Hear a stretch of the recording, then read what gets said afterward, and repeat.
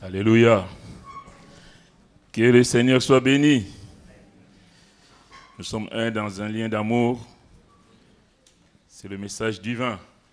Que Dieu soit béni. Nous allons nous lever pour la lecture de la parole. Si vous voulez bien. On a prévu culte familial ce matin, dimanche 25, culte familial. Donc, on va parler de la famille. Que Dieu soit béni. Nous allons prendre dans Marc, évangile de Marc au chapitre 10.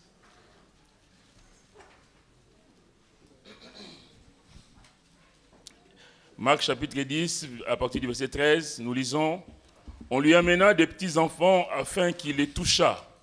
Mais les disciples reprirent ceux qui les amenaient.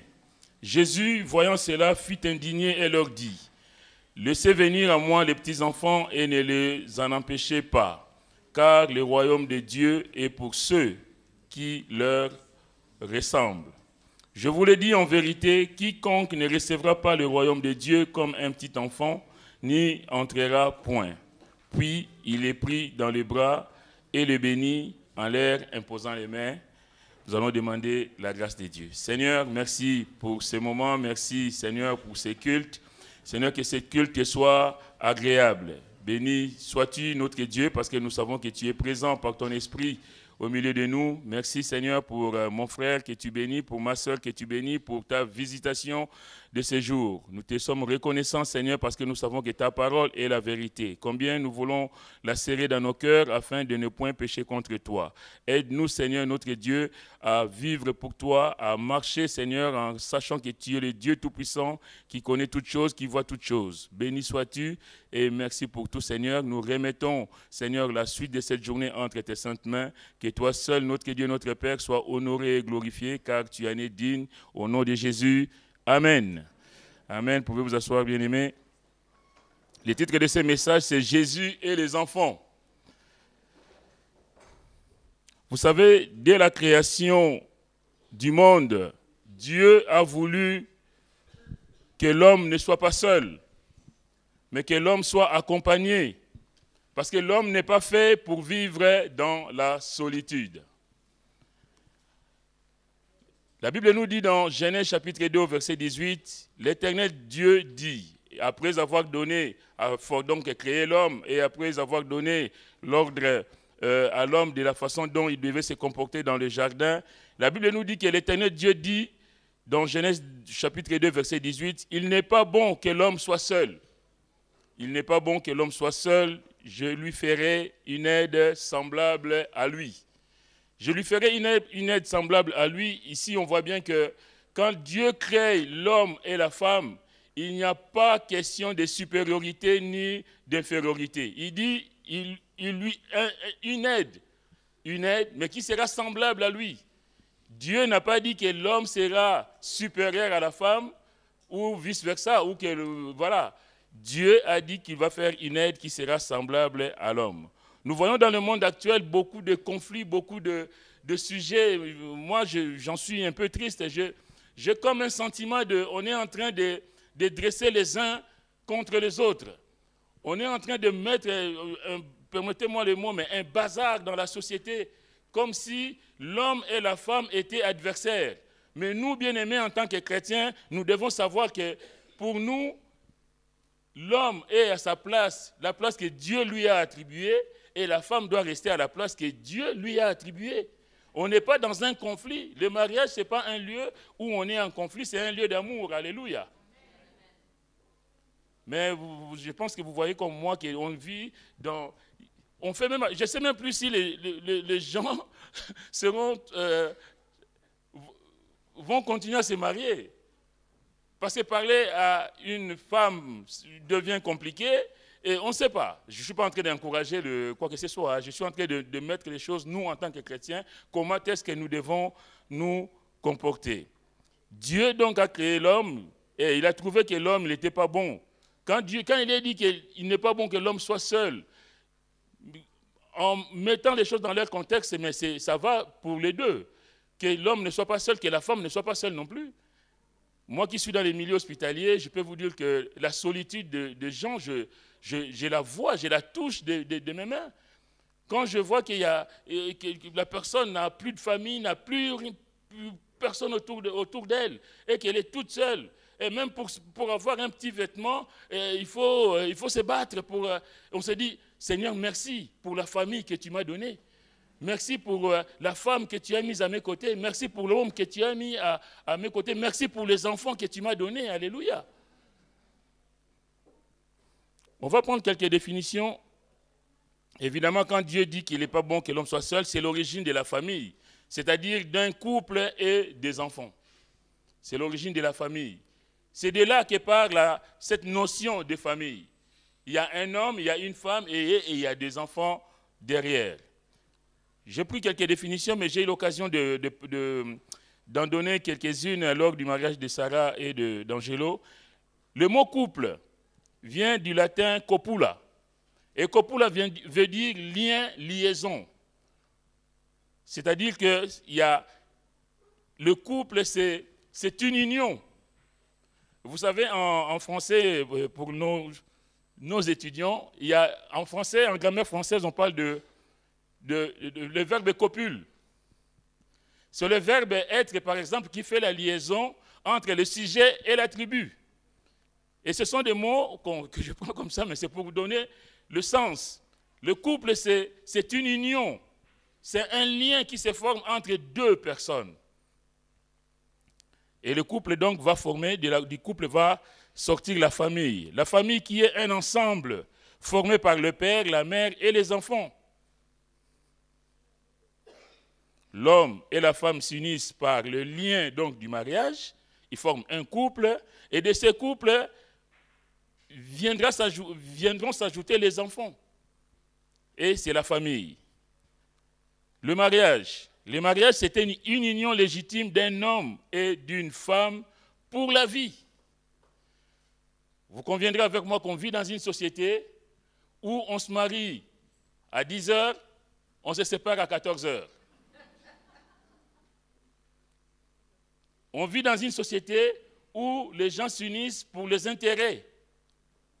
Il y a quelque chose derrière les choix qu'on fait. Beaucoup ne s'unissent pas par amour, mais il y en a qui viennent parce qu'il y a quelque chose derrière l'autre. J'ai même connu des gens qui sont venus dans l'église pour trouver des sœurs. Parce que, étant donné que dans le monde, la femme est en rébellion, enfin, permettez-moi de le dire comme ça, et on s'est dit, la chrétienne, la Bible enseigne la soumission. La Bible enseigne l'obéissance. Donc dans l'église, je trouverai la femme qu'il me faudra, celle qui me sera soumise, celle qui vivra dans la crainte de Dieu. Mais je vais dire ce matin que c'est tout à notre honneur quand les gens pensent que dans l'église, on peut trouver des bonnes personnes. Mais maintenant, on ne vient pas se marier à l'église pour prendre une âme du Seigneur et l'amener dehors. Ou pour se servir d'elle, parce que toi, tu vas faire ta vie comme bon te semble, mais tu sais que elle est chrétienne. Elle vit dans la crainte de Dieu. Et pendant ce temps, moi, je fais ma vie.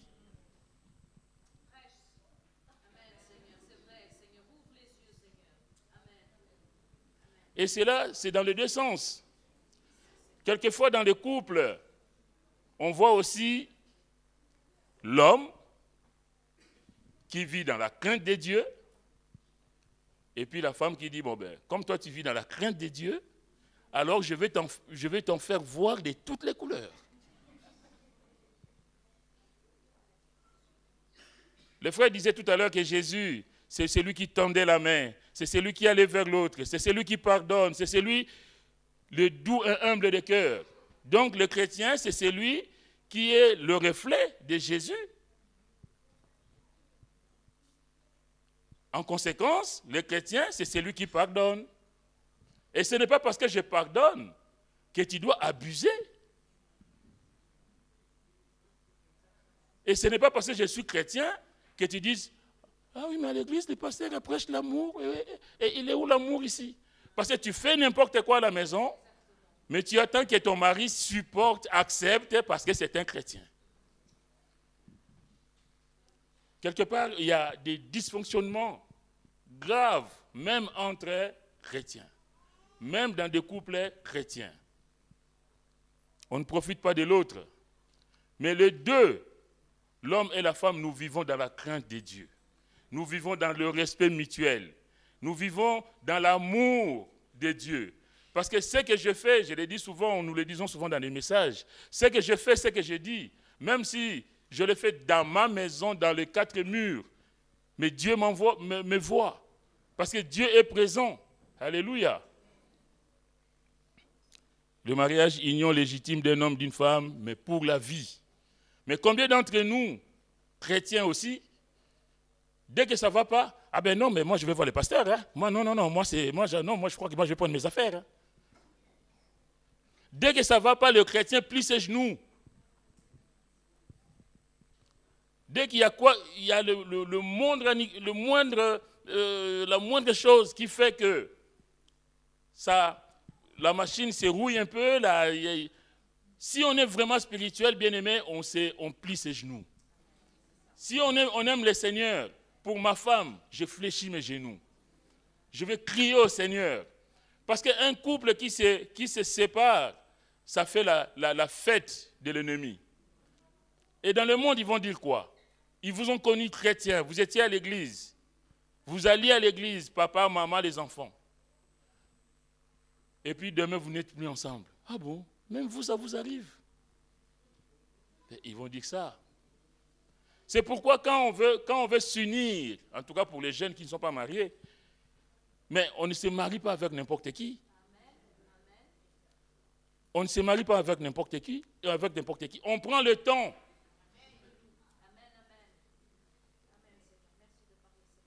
On prend le temps de s'asseoir, de voir si le choix que j'ai fait aujourd'hui, c'est le choix divin.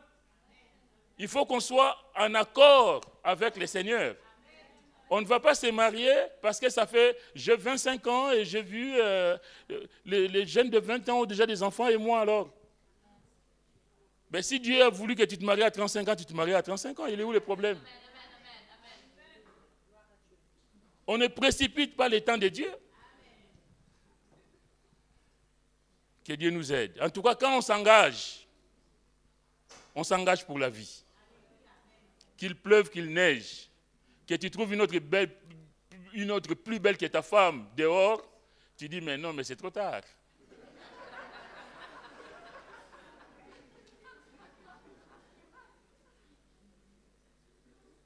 Mon cœur est déjà pris. Que la femme, ma soeur, que tu trouves aussi un bel homme dehors, une belle plante, tu dis, oh, qu'est-ce qu'il est beau. Ah, mais c'est trop tard.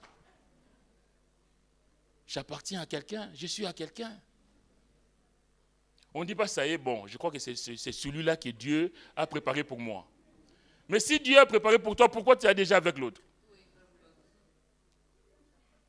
Il s'est fait que, ça c'est une sœur de l'église qui me l'a raconté il y a une dizaine d'années, c'est un couple dans l'église qui se sépare et qui trouve aussi, l'un trouve le mari, la femme dans l'église, l'autre trouve aussi vice-versa. Et ils ont dit, c'est Dieu qui me... non. C'est Dieu qui me l'a donné. Ah bon? Dieu a pris la femme de quelqu'un et te l'a donné. Dieu a pris le mari de quelqu'un et te l'a donné. Comme ça, tranquillement, il n'y a rien du tout. C'est la sœur Françoise qui m'a raconté l'histoire. Il me dit, pasteur, mais dis-moi un peu, parce qu'il y a des choses que je ne comprends pas. Je dis, moi, je ne comprends pas non plus. Ça, ce n'est pas de Dieu, ça. Ce n'est pas possible. Quand on s'unit pour la vie. Et quand on s'unit pour la vie, c'est ce qu'on dit quand on fait le mariage. Pour le meilleur et pour le pire. Ce n'est pas seulement quand le compte est blindé que c'est mon mari. Mais quand il est au chômage, c'est toujours ton mari. Il y a des mamans, ça j'ai connu il y a longtemps, qui ne faisaient à manger qu'à la fin du mois, quand papa ramenait le salaire. Ah mais oui, parce qu'il faut faire, comme ça il va mettre son salaire sur la table. Et quand le salaire sera fini au bout de 2-3 jours, et puis tu lui arrives comme ça, il n'y a rien à manger. Ah ben oui, tu as laissé quoi? Eh bien, tu n'as rien laissé. Mais qu'il amène quelque chose, qu'il n'amène pas quelque chose, c'est ton mari. Toi, fais le travail de femme dans ta maison. Joue ton rôle de femme, de mère. Et le mari, pareil. Mais combien d'entre nous, nous faisons des choses par rapport à ce que j'attends de l'autre, par rapport aux intérêts qu'il y a derrière. On se marie pour la vie, les meilleurs et les pires. Quand dans la maladie, dans la santé, nous le disons quand nous faisons les cérémonies de mariage. Mais combien aussi quand l'homme ou la femme est malade, et puis c'est l'occasion, c'est le moment choisi pour aller dehors. Ah ben de toute façon, Dieu, toi-même tu sais, hein, il est malade. Hein? Et on met même Dieu dans son péché. Seigneur, ben oui, toi-même tu sais. Ma femme, elle est malade, je ne peux pas rester comme ça. Mais quand tu t'es engagé, tu as signé que tu t'es engagé pour la vie et la mort, que tu t'es engagé dans la santé et dans la maladie. Et c'est pourquoi quand l'autre est malade, j'ai justement à ce moment-là que tu dois lui témoigner de toute ton affection, de toute ta présence. Parce que c'est quand on souffre qu'on a besoin d'avoir quelqu'un à ses côtés.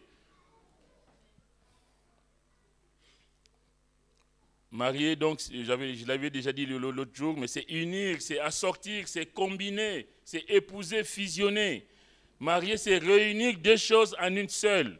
C'est associer des choses qui peuvent se combiner. Si on ne peut pas se combiner, on ne se marie pas. Si on ne peut pas, c'est ça le verbe épouser. Épouser, c'est suivre le contour.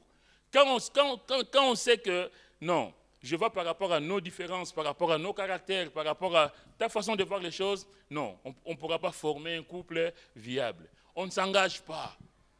On ne s'engage pas. Alors du mariage naîtront les enfants. L'enfance, c'est la première période de la vie humaine, de la naissance à l'adolescence, à la puberté. C'est donc le commencement de la vie. L'enfant, donc, c'est les descendants d'un homme et d'une femme. L'adolescence, un petit mot, du latin adulcere, qui veut dire grandir. L'adolescent, n'a pas d'âge limite, mais se voit d'une façon à l'autre, ça dépend des différentes personnes. Mais en tout cas, on la situe entre 13 et 21 ans à peu près. Et c'est le participe passé de adulcere donne adultus. L'adolescent, c'est le futur adulte. C'est celui le mot adultère veut dire grandir, veut dire croître. C'est le mot qui donne adulte plus tard. L'adolescent, c'est celui qui va devenir adulte. C'est pourquoi on passe de 15-16 ans, on était au collège, on passe au lycée, et puis à l'université, on devient adulte. On peut voter, on peut s'engager dans différentes choses. Bien-aimés, si je dis ça, c'est parce que Dieu, la volonté de Dieu pour nous, c'est le bonheur. Dieu veut le bonheur de chacun de nous. Dieu veut le bonheur là où il nous a placés. Dans la famille où il t'a placé, Dieu veut ton bonheur. Nous allons prendre dans Deutéronome chapitre 4 pour voir ce que Dieu dit.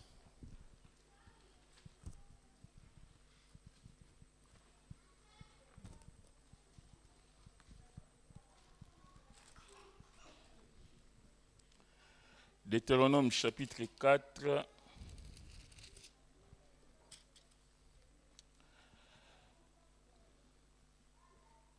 Au verset 39, c'est Moïse donc qui rappelle à Israël ce que Dieu attend du peuple. Il dit, « Sache donc en ce jour et retiens dans ton cœur que l'Éternel est Dieu en haut dans le ciel et en bas sur la terre, et qu'il n'y en a point d'autre. Et observe ces lois et ces commandements que je te prescris aujourd'hui. Pourquoi? Afin que tu sois heureux, toi et tes enfants après toi, et que tu prolonges désormais tes jours dans le pays que l'Éternel ton Dieu te donne. » Dieu veut que le peuple soit heureux. Dieu veut que nous, son peuple, nous soyons heureux. Vous savez, Dieu rappelle toujours. C'est pourquoi Moïse va encore rappeler au chapitre 6 de Deutéronome toujours. Il dit au verset 1er, « Voici les commandements, les lois et les ordonnances que l'Éternel votre Dieu a commandé de vous enseigner, afin que vous les mettiez en pratique dans le pays dont vous allez prendre possession, afin que tu craignes l'Éternel ton Dieu en observant tous les jours de ta vie, toi, ton fils et les fils de ton fils, toutes ces lois et tous ces commandements que je t'ai prescrits, et afin que tes jours soient prolongés. Tu les écouteras donc, Israël, et tu auras soin de les mettre en pratique. Pourquoi? Afin que tu sois heureux et que vous multipliez beaucoup, comme te l'a dit l'Éternel, le Dieu de tes pères, en te promettant un pays où coule le lait et le miel. Dieu veut le bonheur de chacun de nous. Dieu veut le bonheur de son peuple. Mais le bonheur, en tout cas, du Seigneur, nous pouvons l'avoir que si nous l'écoutons, si nous mettons en pratique ses commandements, si nous sommes ses enfants obéissants à ce que Dieu nous dit. Si on écoute Dieu, nous devons alors fermer nos oreilles aux sirènes du monde. Dans le monde, il se passe des choses, il se dit des choses même qui peuvent troubler les enfants de Dieu. Mais l'enfant de Dieu affermi ne doit pas se laisser troubler par ce qui se passe dans le monde. Moi, ils ont beau passer les informations sur telle personnalité politique ou je sais quoi, ils ont beau dire des choses. Il y a qu'est-ce que la Bible m'enseigne? Qu'est-ce que la Bible nous dit?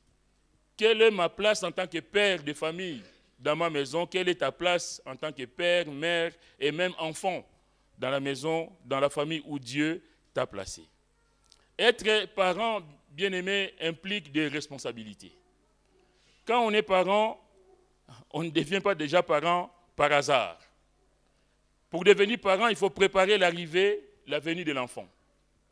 On s'est marié, on progresse, hein? On s'est marié, l'homme a rencontré la femme, les deux s'unissent, ils forment une famille, et maintenant, la famille va s'agrandir. Il faut préparer la venue des enfants.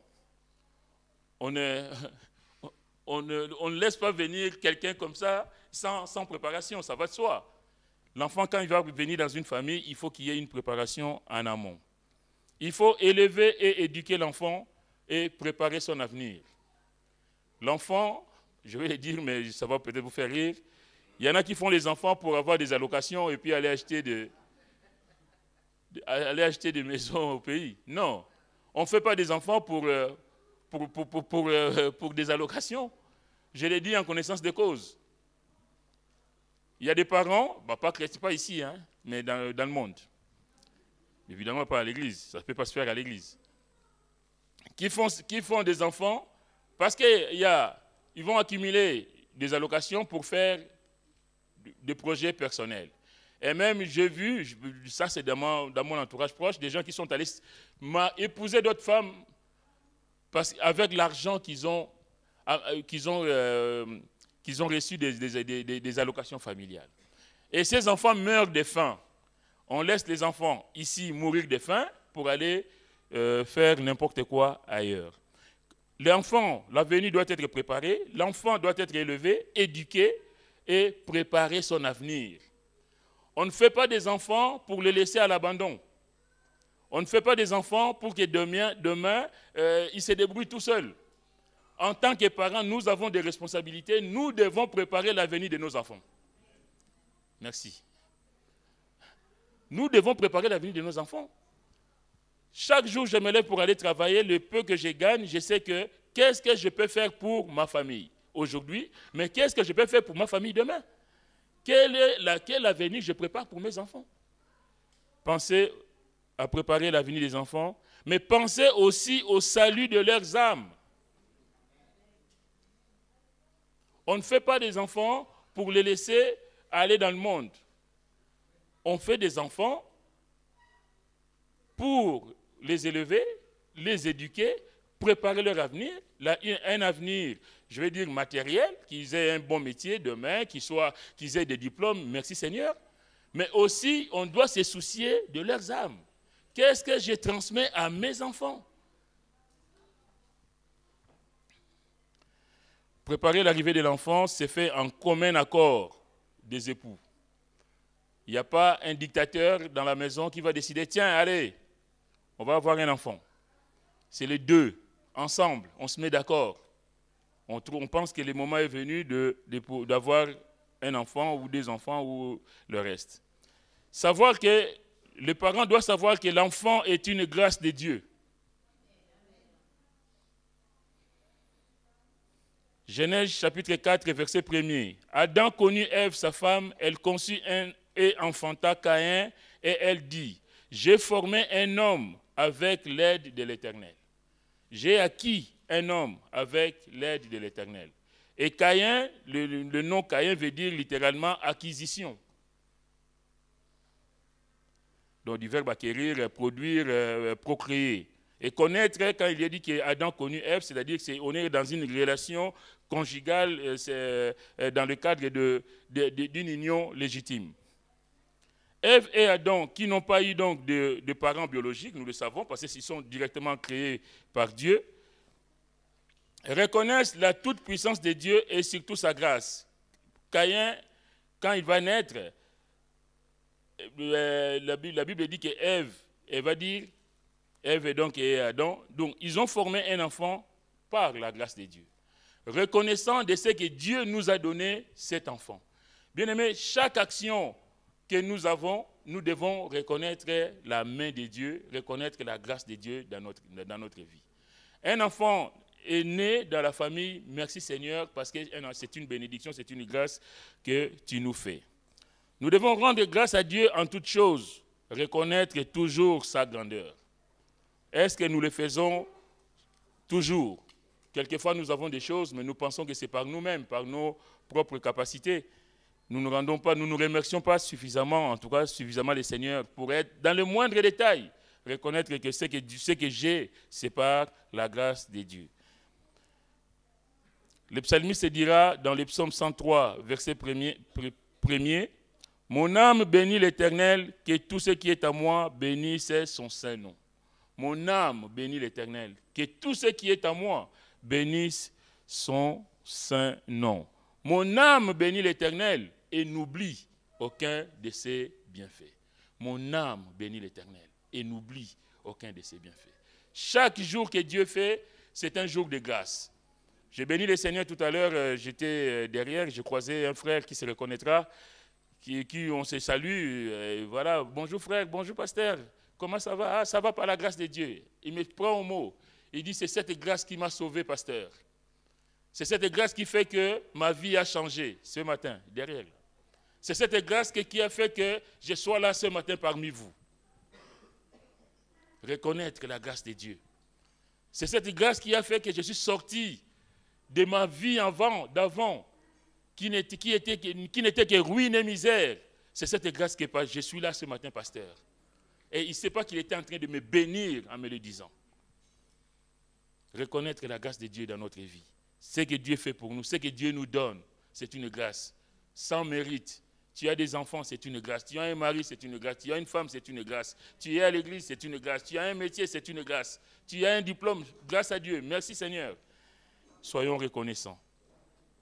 Le psalmiste, dans le psaume 104, verset 1er, il dira, « Mon âme bénit l'Éternel. » Et il dit, « Éternel mon Dieu, tu es infiniment grand. » Combien, bien-aimés, on voit ici l'homme qui élève son âme vers le Seigneur. Parce que Dieu a fait des merveilles. Dieu a tant donné pour nous que nous pouvons dire, Seigneur, chaque jour tu m'épates. Chaque jour tu me surprends. Et je ne peux qu'élever ma voix, Seigneur, et te dire que tu es infiniment grand. S'il est vrai que la vie, l'organisation du foyer est modifiée par la venue donc de l'enfant, par cette acquisition, cette venue au monde doit resserrer les liens entre les époux et non les distendre.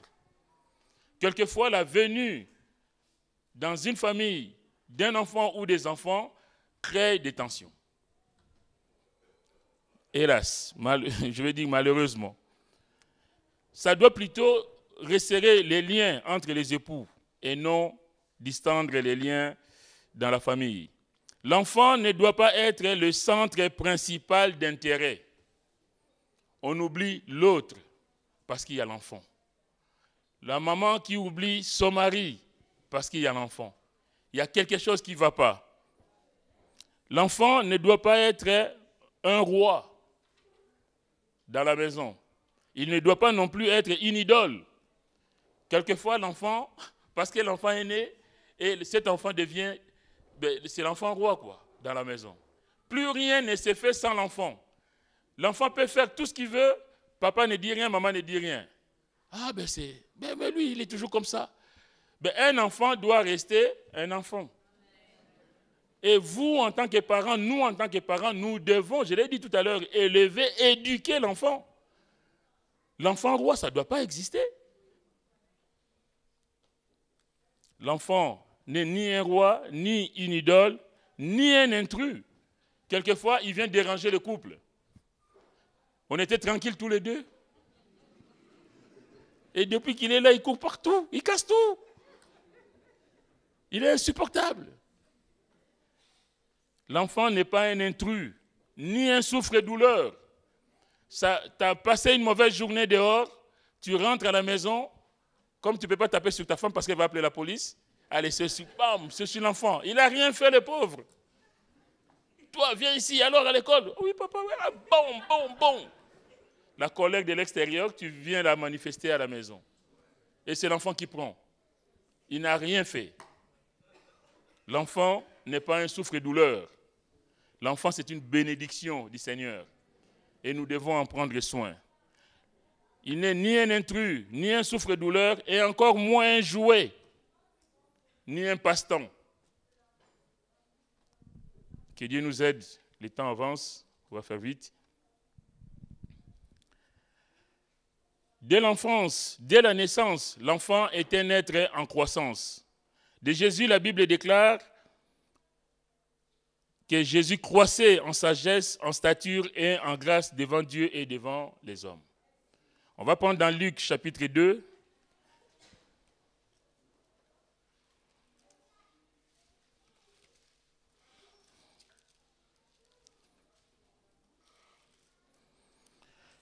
Luc chapitre 2, on va prendre quelques versets, au verset 39 déjà.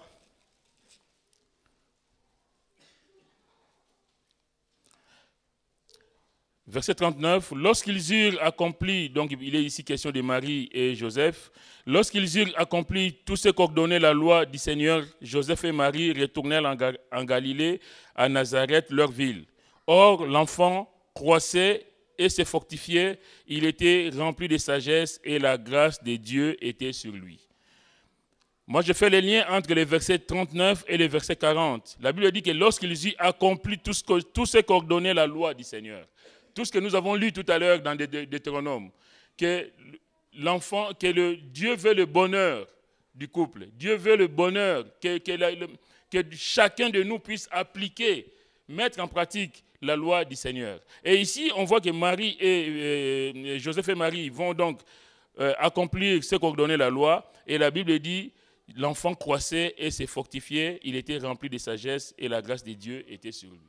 Si nous voulons voir la grâce de Dieu sur nous, bien-aimés, nous avons besoin de mettre la parole de Dieu en pratique. Si nous mettons la parole si nous sommes obéissants, nous mettons la parole de Dieu en pratique, nous allons voir des grandes choses dans nos vies. Au verset 49, c'est Jésus donc qui est resté, après la Pâque, il est resté dans le temple. Et au verset 49, il nous a dit, il leur dit, pourquoi me cherchez-vous? Ne savez-vous pas que je m'occupe des affaires de mon Père? Mais ils ne comprirent pas ce qu'il leur disait. Puis il descendit avec eux pour aller à Nazareth et il leur était soumis.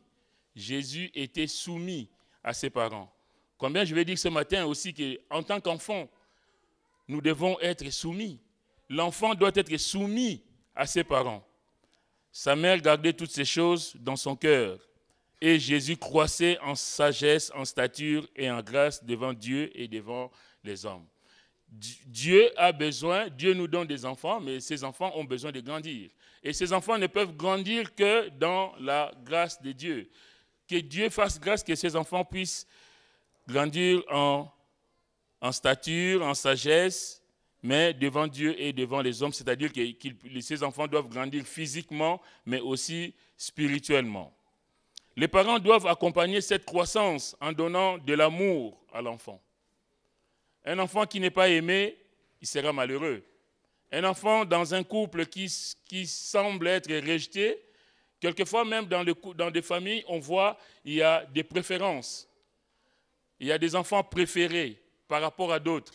Et ça crée des souffrances dans la famille. Parce que les enfants, ils le savent, hein, que toi, tu es le préféré des papas. Ah, ben toi, tu es le préféré des mamans. Chacun son préféré. Ça ne devrait pas exister. Même si naturellement, il y a des choses qui nous poussent, peut-être parce qu'ils te ressemblent. Tu dis, ah oui, ça c'est un peu ma photocopie. Mais tes enfants sont tes enfants. Tes enfants sont tes enfants.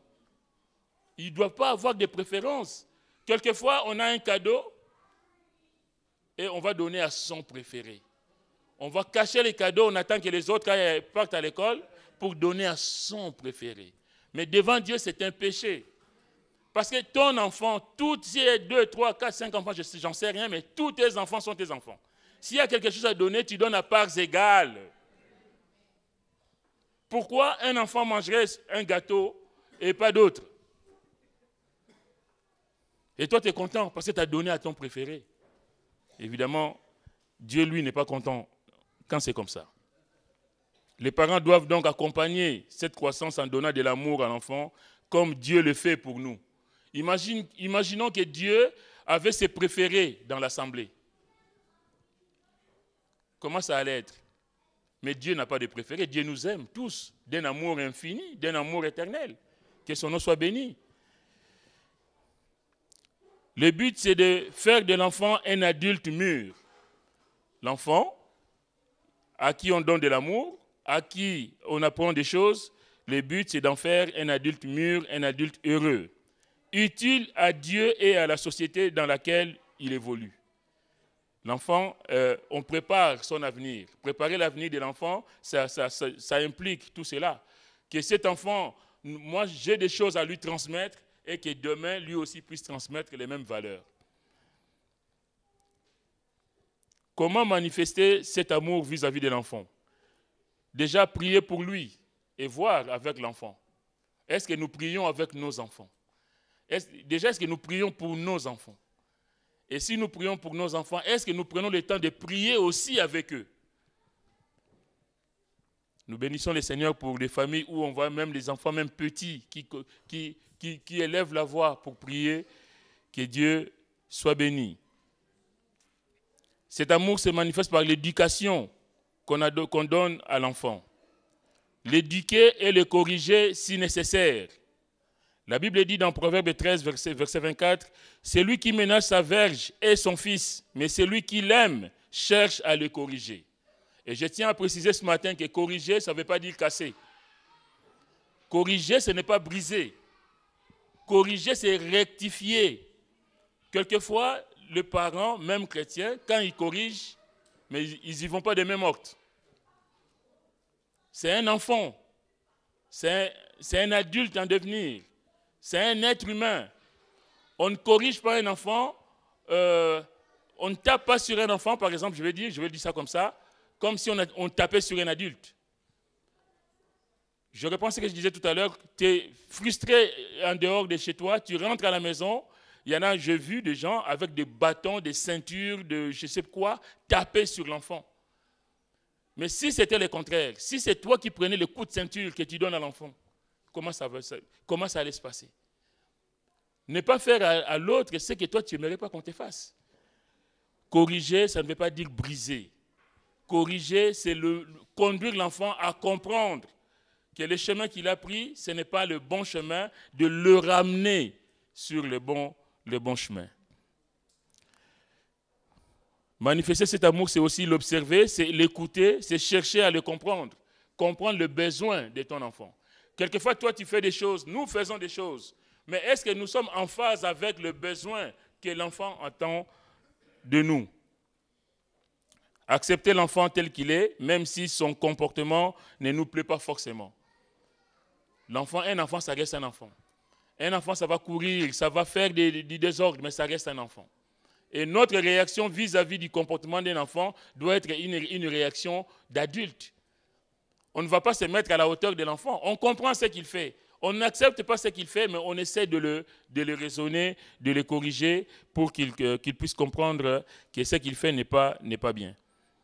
L'accepter tel qu'il est, même si son comportement ne nous plaît pas forcément. Le respecter, le considérer, l'encourager. Est-ce que nous respectons nos enfants? L'enfant aussi a droit au respect. Quelquefois, parce que certains enfants, on les traite comme si c'était un être inférieur, comme s'il n'avait aucune valeur parce que c'est un enfant. Non, nous devons respecter les enfants. D'ailleurs, le Seigneur dira dans Matthieu 18, verset 10, « Gardez-vous de mépriser un seul de ces petits. » Quand il parle de petits, donc c'est-à-dire nous, les enfants, mais dans ce contexte, je prends les enfants. « Car je vous dis que leurs anges dans les cieux voient continuellement la face de mon Père. » Gardez-vous de mépriser ces petits-enfants. Donner l'éducation à l'enfant consiste à donner à l'enfant l'ensemble des moyens propres à développer ses facultés physiques, morales et intellectuelles. Donner à l'enfant l'ensemble des moyens pour qu'il puisse se développer physiquement, moralement et intellectuellement. C'est-à-dire le nourrir, l'instruire, le former en lui donnant les bons principes de la vie. Pour le foyer chrétien, ce sont les principes bibliques. L'amour, la bonté, le pardon, la bienveillance, le respect, l'obéissance, la soumission, le respect de l'adulte, le respect des parents, la soumission aux parents. Parce qu'on vit dans un monde où un enfant de 5 ans va te dire que tu n'es pas mon père. Il est en train de faire des bêtises et puis tu te passes par là, tu dis mais non, il ne faut pas faire ça. Il te regarde comme ça. Il oublie que tu as 50 ans, il te regarde tout droit comme ça, il te dit tu n'es pas mon père. Et puis voilà, tu n'es pas son père, tu n'as rien à lui dire. Mais l'enfant chrétien doit, connaître les valeurs bibliques, le respect. Quand il est dit tu te lèveras devant les cheveux blancs, le respect de celui qui est plus âgé que toi. On ne parle pas à un aîné comme si on parlait à son copain. Un enfant de 10 ans ne doit pas tenir un discours semblable à celui qui tiendrait, enfin, vis-à-vis de quelqu'un de plus âgé que lui, comme s'il parlait à quelqu'un de sa classe. Ça va de soi. Mais ça, c'est l'enfant chrétien. Évidemment, si nous avons fait notre travail en amont, donc l'enfant chrétien, l'enfant doit apprendre donc ces valeurs chrétiennes qui sont l'amour, la bonté, le pardon, qu'il sache que même si on lui a piqué son jouet, qu'il apprenne déjà à pardonner à 10 ans. S'il a appris à pardonner à 10 ans, je peux vous garantir qu'à 20 ans, à 30 ans, il connaît le pardon. Apprendre à l'enfant ce qui est bien et ce qui est mal, que ses choix auront des conséquences. On ne laisse pas l'enfant faire n'importe quoi. On ne laisse pas l'enfant choisir n'importe quoi. Ah ben c'est son choix. Ah ben c'est un pays de liberté. Mais dire à l'enfant que les choix qu'il fait aujourd'hui peuvent avoir des conséquences fâcheuses dans l'avenir. Mais ça, c'est notre rôle en tant que parents. Les jours où l'enfant se casse les dents par rapport à une situation donnée, l'enfant il va dire « Mais papa, mais tu ne m'as jamais rien dit. Mais toi, tu savais. Maman, mais toi, tu savais, mais vous ne m'avez jamais rien dit. Et vous m'avez laissé faire. » Mais là, conflit familial. Parce que vous étiez au courant, mais vous ne m'avez pas averti. Le chrétien, le parent chrétien doivent alerter. Je reprends ce que je disais tout à l'heure, mais Dieu nous a placés là, Dieu nous a donné ses enfants, ce n'est pas pour les laisser vagabonder ou pour les laisser vivre n'importe comment, mais nous devons être là pour les accompagner, leur montrer le chemin, le bon chemin, leur montrer les valeurs que le Seigneur nous a transmises. Et c'est à nous de les transmettre aussi à nos enfants. Les choix qu'il fait aujourd'hui auront des conséquences plus tard. Lui faire prendre conscience du péché et de ses ravages. Le parent chrétien doit faire prendre conscience à l'enfant du péché et des ravages que fait le péché. Bref, enseigner à l'enfant à vivre dans la crainte de Dieu. On va prendre je vais faire vite, Abraham dans Genèse chapitre 18.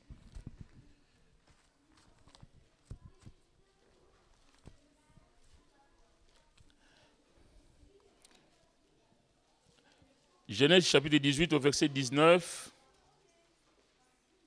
C'est Dieu qui parle à Abraham. C'est là donc Dieu a vu que Sodome et Gomorrhe le péché avait touché le ciel. Et là, c'est Dieu qui dit à Abraham, verset 19, car, déjà au verset 18, il dit, Abraham deviendra certainement une nation grande et puissante. Et en lui seront bénies toutes les nations de la terre. Car je l'ai choisi. Pourquoi il a choisi Abraham? Afin qu'il ordonne à ses fils et à sa maison, après lui, de garder la voie de l'Éternel. Ça, c'est le rôle du père de famille. Abraham, en tant que chef, Dieu lui dit qu'il l'a choisi pour qu'il ordonne à ses fils et à sa maison, après lui, de garder la voie de l'Éternel, en pratiquant la droiture et la justice, et qu'ainsi l'Éternel accomplisse en faveur d'Abraham les promesses qu'il lui a faites. Dieu l'a choisi pour que lui aussi, à son tour, qu'il puisse transmettre les valeurs que Dieu lui a communiquées. C'est d'ailleurs ce qu'on trouve dans Deutéronome, c'est exprès que au chapitre 6, quand il est dit au verset 4, « Écoute Israël, l'Éternel notre Dieu est le seul Dieu. Tu aimeras l'Éternel ton Dieu de tout ton cœur, de tout ton cœur, de toute ton âme et de toute ta force. Et ces commandements que je te donne aujourd'hui seront dans ton cœur. Tu les inculqueras à tes enfants et tu en parleras quand tu seras dans ta maison, quand tu iras en voyage, quand tu te coucheras et quand tu te lèveras. Tu les lieras comme un signe sur tes mains et ils seront comme des frontaux entre tes yeux. Tu les écriras sur les poteaux de ta maison et sur les portes. Tu les inculqueras à tes enfants. Les valeurs que Dieu nous donne, l'unicité de Dieu, l'unique Dieu, le seul vrai Dieu, le Dieu d'Abraham, d'Isaac et de Jacob, nous devons le transmettre à nos enfants. Que nos enfants sachent que ce Dieu-là, nous devons l'aimer. En fait, Moïse transmet ici à Israël que tu aimeras l'Éternel ton Dieu. L'Éternel est l'unique Dieu, mais tu vas l'aimer, non seulement l'aimer, mais tu vas transmettre ce que tu auras appris de ces dieux-là à ta descendance. Je fais un peu vite. Mais voilà, c'est ça le rôle des parents, de transmettre les valeurs de Dieu à notre descendance. N'aie jamais l'enfant goûter aux choses du monde, goûter au péché, je disais tout à l'heure, le sexe, les discothèques, la drogue. Quelqu'un a dit, ça je l'ai appris quand j'étais à Bordeaux à l'école biblique, on ne goûte pas au poison pour savoir quel goût il a. Tu ne vas pas avaler de l'eau de Javel pour savoir quel goût il a. On ne goûte pas au poison pour savoir... Non, on ne laisse pas nos enfants goûter à ces choses. On ne va pas dire, oui, mais c'est la mode. Ah, mais ça se fait partout. Ah, mais tout le monde le fait. Si tout le monde le fait, mais toi, ta maison, c'est une maison chrétienne. Toi, tu es chrétien, tu es chrétienne. Ton enfant ne doit pas s'habiller comme si, pareil que l'enfant de rue. Ça va de soi. Si dans la rue, les gens s'habillent le nombril en l'air, moi, dans ma maison, ma fille, elle ne va pas rentrer le nombril en l'air. Parce que cette maison a des valeurs. On va dire, ah ben oui, mais c'est la mode. Mais la mode, c'est dehors, pas ici. Pas chez moi. En tout cas, c'est comme ça que nous devons pouvoir les choses. Je ne dois pas laisser rentrer le monde dans ma maison. C'est la mode, c'est le monde, mais ça reste dehors. Mais que l'enfant sache que dans le cadre familial, chez nous, il y a la crainte de Dieu. On ne fait pas n'importe quoi chez nous. On ne s'habille pas n'importe comment chez nous. On ne se comporte pas n'importe comment chez nous. C'est pareil à l'église, la maison de Dieu. L'enfant de Dieu ne vient pas à l'église n'importe comment. Dans la maison de Dieu, on ne se comporte pas n'importe comment. On ne s'habille pas n'importe comment. Le chrétien a des valeurs à transmettre au monde. Mais si toi, chrétien, tu t'habilles d'une façon bizarre, mais les gens du monde nous regardent. J'ai eu l'occasion d'en parler dans le message de Daniel que j'avais prêché une fois ici. Que le monde nous regarde pour voir comment est-ce que tu te comportes en tant que chrétien. Mais si tu laisses tes enfants faire des choses comme dans le monde, petit à petit, c'est le monde qui va gagner ta maison. Que Dieu nous aide. Et puis, évidemment, préparer l'avenir de l'enfant Pour préparer son avenir, il faut communiquer, échanger avec l'enfant, parler à l'enfant afin de l'aider dans ses choix d'avenir. Il y a des parents qui ne communiquent pas avec leurs enfants. On ne parle pas à nos enfants. Et même l'enfant ne peut pas s'approcher de certains parents parce que papa a tellement de choses, papa est tellement en colère quand il rentre à la maison que l'enfant ne peut pas s'approcher. Je me souviens quand j'étais à Bordeaux, il y avait le pasteur Marc Lecomte de Vie Nouvelle Canada qui était venu faire une conférence. Il nous disait qu'avec tristesse, il était une fois au restaurant et il y avait un père, il pense que c'est le genre c'est dans des familles séparées où un des parents prend l'enfant, enfin tous les 15 jours, vous savez comment ça se passe. Et cet homme était au restaurant avec son fils, il ne se parlait pas. Le papa avait ouvert le journal et le fils mangeait son McDo. Pendant 1 heure, ils sont restés, et puis il a pris l'enfant, il l'a ramené. Il dit, mais quel temps gâché. Tu es avec ton enfant, plutôt que d'échanger, d'essayer de le comprendre, ses besoins, et tu ouvres ton journal, mais ça c'est la vie actuellement. Combien de foyers divisés où on voit ces choses que tu vas au fait, comment on dit ça? Je ne sais pas, mais bon, au fait, parce que le jugement a dit que tu prendras l'enfant tous les 15 jours, et puis bon, parce que c'est comme ça, tu prends l'enfant, mais derrière, qu'est-ce que tu communiques à l'enfant? Rien. Tu fais ce que la justice te demande de faire, tout simplement, que Dieu nous aide en tout cas, mais prenons le temps de communiquer avec nos enfants, de parler aux enfants. L'enfant a peut-être peur de venir vers toi, mais toi, tu peux aller vers ton enfant et lui poser des questions. Comment est-ce qu'il appréhende l'avenir? Quels sont ses projets? L'enfant peut avoir des projets. Mais si nous ne communiquons pas avec nos enfants, il risque d'avoir des souffrances plus tard. Aider l'enfant dans ses choix d'avenir, tant pour ce qui va concerner sa vie de couple que son avenir matériel. Si dans une maison, on se bagarre tous les jours, évidemment, l'enfant, quand il va se marier, qu'est-ce qu'il va faire? Il va aller se bagarrer aussi. Il va perpétuer ce qu'il aura vu chez lui. Il va penser que la bagarre, c'est normal. Mais si l'enfant voit que dans sa maison, il y a toujours de l'amour, il va chercher là où il sera en couple, qu'il puisse communiquer aussi l'amour. L'enfant copie facilement les adultes. Lui apprendre à compter sur Dieu en toutes circonstances. On n'aura pas le temps de le lire, mais vous pouvez lire ça dans le psaume 78, où il est dit aussi question de transmettre ce que Dieu nous a donné.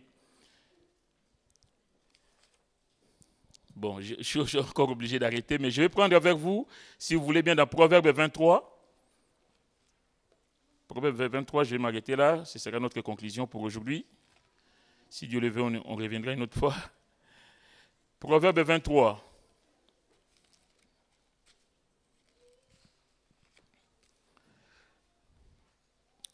À partir du verset 12. Ouvre ton cœur à l'instruction et tes oreilles aux paroles de la science. N'épargne pas la correction à l'enfant. Ça, c'est la Bible qui nous dit. Je disais tout à l'heure que la correction, ça fait partie des messages de Dieu. Ça fait partie de ce que Dieu nous apprend. Mais la correction ne veut pas dire la destruction, en tout cas. N'épargne pas la correction à l'enfant. Si tu le frappes de la verge, il ne mourra point. Et je vais dire ici, comment est-ce que tu le frappes? Je disais ici tout à l'heure qu'on ne frappe pas un enfant comme si on tapait sur un arbre ou sur n'importe quoi. Si tu le frappes de la verge, il ne mourra pas. En le frappant de la verge, tu délivres son âme du séjour des morts. Mon fils, si ton cœur est sage, mon cœur à moi sera dans la joie. Il va de soi. Si tu as transmis les bonnes valeurs à l'enfant et que demain tu seras dans la joie parce que tu vas voir ton enfant reproduire ce que toi tu as sémé. Si ton cœur est sage, mon cœur à moi sera dans la joie. Mes entrailles seront émues d'allégresse. Quand tes lèvres diront ce qui est droit. Tu as appris je vous ai dit tout à l'heure les valeurs chrétiennes, la droiture, la bonté, l'amour et tout ça. Mais ici, c'est le Père qui dit là. Mes entrailles seront émues, verset 16. Mes entrailles seront émues d'allégresse quand tes lèvres diront ce qui est droit. Que ton cœur n'envie point les pécheurs, mais qu'il ait toujours la crainte de l'Éternel. Car il est un avenir et ton espérance ne sera pas anéantie. La crainte de Dieu. Apprendre à l'enfant que Dieu est tout, que Dieu est tout-puissant, que Dieu est capable de le secourir dans ses problèmes quand il sera grand. Je peux vous rassurer que cet enfant, même s'il va s'égarer quelques moments, cet enfant, un jour, il va se souvenir que papa me disait toujours, maman me disait toujours, que le nom du Seigneur soit béni. Écoute mon fils et sois sage, dirige ton cœur dans la voie droite. Ne sois pas parmi les buveurs de vin, parmi ceux qui font excès de viande, car l'ivrogne et celui qui se livre à des excès s'appauvrissent et l'assoupissement fait porter des ayons. Écoute ton père, lui qui t'a engendré, et ne méprise pas ta mère, quand elle est devenue vieille. Les enfants, écoutez les parents, être obéissants, ne pas mépriser ses parents, ne méprise pas ta mère quand elle est devenue vieille. Acquiert la vérité et ne la vend pas. La sagesse, l'instruction et l'intelligence. Le père du juste est dans l'allégresse. Celui qui donne naissance à un sage aura de la joie. Que Dieu vous bénisse. Amen.